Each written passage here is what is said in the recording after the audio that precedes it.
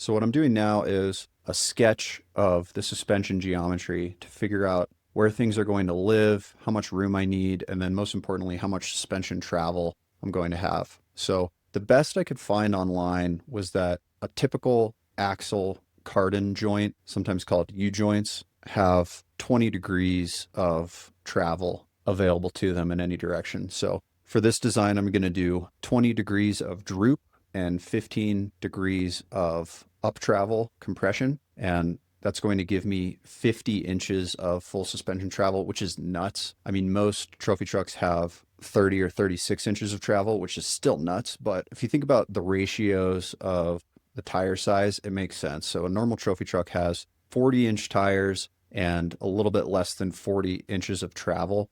This vehicle has 58-inch tires and 50 inches of travel. So that proportion seems right. So the great thing about a sketch like this is you can play with the geometries and see how things cycle in a two-dimensional plane before taking the time to build components. This is something that I did in the previous design. And what I'm realizing here is that at ride height, the sway bar needs to be angled up quite significantly in order to get the links to match the down travel. So I figured out what length the sway bar link needs to be, and now I can start building that component. So I'm starting with the rod ends, making a new subassembly based on that. And in the Ultra 4 design, I used billet aluminum almost everywhere, including on all the links. But in this one, I want to try to use chromoly as much as possible, not just for strength, but because I'm trying to stick to traditional trophy truck design principles. And chromoly seems to be the thing that everybody uses all over the place on these things. Primary benefit being if it bends, you can bend it back. Whereas with aluminum,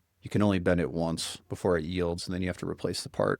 So that's what I'm making here is this chromoly sway bar link. It's a really simple part, just a chromoly tube with weld nuts on the end that the rod ends thread into, and then you weld the weld nuts to the chromoly. So now I think I have the right geometry in here so that the sway bar can droop all the way down without binding or running out of length. But that's just what I'm checking here. So I'm making some plane on plane parallel mates to keep everything constrained while I cycle the suspension up and down. And I still don't know if this looks correct. At full droop, there's plenty of room, but at full compression, the part swings up quite a bit and it just doesn't look right to me. So like down there, you can see at full compression, that sway bar arm is vertical. So it's going to be imparting some weird loads on that. So I think I need to rework the geometry on this design.